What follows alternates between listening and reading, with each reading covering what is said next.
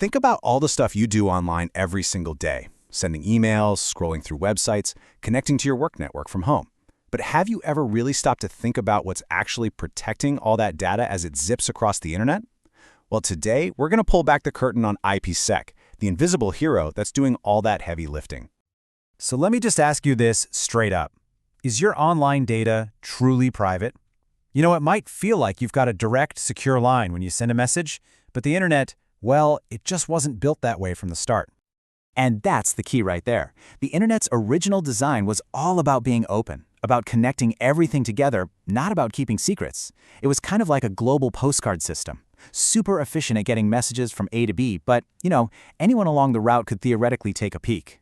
This huge, open design created a massive need for a security layer. So, to fix this whole postcard problem, the world needed a kind of digital bodyguard. And that's the best way to think about IPsec. If the internet is this big open highway, IPsec is the armored car service that makes sure your precious data gets to its destination safely. So what exactly is this bodyguard? Well, IPsec stands for Internet Protocol Security. And it's basically a framework, a set of rules, that does two absolutely critical things for every single piece of data you send. First, it authenticates that you're talking to the right person, and second, it encrypts the whole conversation so no one else can listen in. And the real genius of IPsec is where it does its job, at the network layer. Now, you can think of the network layer as the main sorting hub for all internet traffic.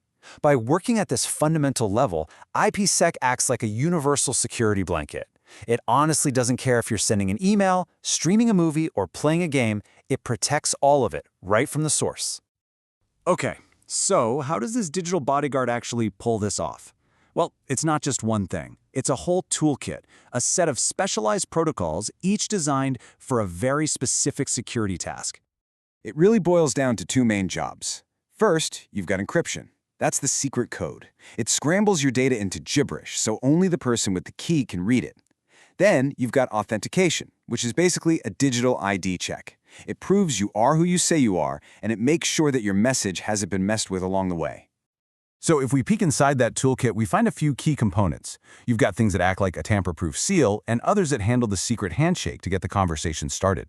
But the real star of the show is called ESP, or Encapsulating Security Payload. Just think of it as the all-in-one tool. It handles the encryption, the ID check, and the data integrity. It does the whole shebang, and that's why it's the one you see used most often. Now that we've seen the tools, let's look at the two main strategies IPsec uses. It's not one size fits all. It can operate in two different modes, depending on what exactly needs protecting. Okay, so the first strategy is called transport mode. Imagine you put your data inside a locked box, but you leave the shipping label, the to and from address, on the outside for everyone to see. This protects the content, but not the fact that you're talking to someone. Then you have tunnel mode.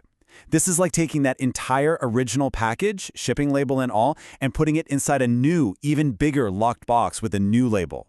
This gives you total privacy because it hides both what you're saying and who you're saying it to. So where do these modes get used? Well, transport mode is perfect for securing a direct connection between 2 points, like from your computer directly to your bank server. Tunnel mode, on the other hand, is the absolute workhorse behind virtual private networks, or VPNs.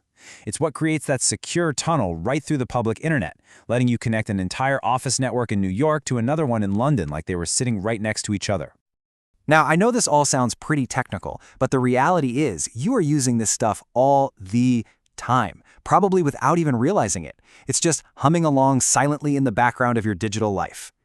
Seriously, think about it. Are you working from a coffee shop, connecting to your office network, accessing files in the cloud? There's a really good chance that IPsec is the technology that's making that connection happen securely. Yeah, the most familiar example for most of us is probably that VPN you use for remote work. But IPsec is also the backbone that securely links entire corporate offices together.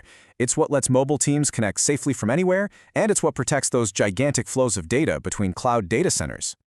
So let's just zoom out for a second. We've seen the tools, we've seen the methods, but why is IPsec so fundamentally important for the way the internet works today?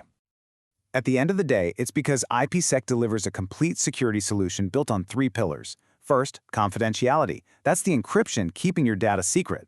Second, integrity. That guarantees your data hasn't been changed, using a cool process called hashing that creates a unique digital fingerprint. And third, authentication, which proves you're talking to who you think you're talking to. Put those three together, and you've created a bubble of trust on the otherwise totally untrusted public internet. And this is exactly why you'll hear tech folks describe it as a powerful and flexible framework. See, IPsec isn't just one product. It's this adaptable, essential toolkit that's become a core foundational part of our global network. So it's pretty clear IPsec is the invisible hero of today's internet. No question. But as our connections get faster and our world gets more and more connected, the demands on security are just going to get crazier. And that brings up a really important question for the future. What comes next? How are we going to keep our privacy safe in a world that's moving at light speed? It's something to think about for sure. Thanks for tuning in.